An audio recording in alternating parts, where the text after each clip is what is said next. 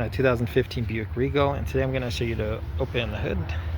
So first we'll go in, this lever here, we'll find it and pull it. That pop sound was the safety release. This should have a little tightness to it. If not, check behind this plastic, make sure all the cables are attached and tight.